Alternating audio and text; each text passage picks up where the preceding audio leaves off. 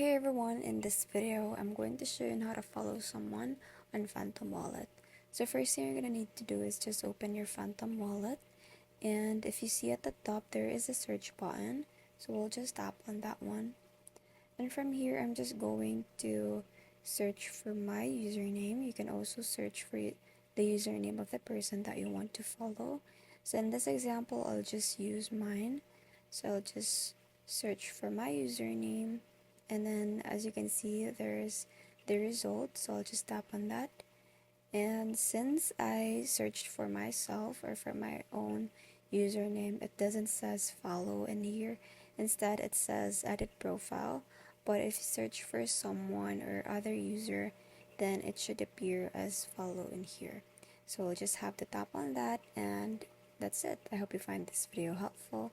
Thank you for watching, and I'll see you in the next one. Bye!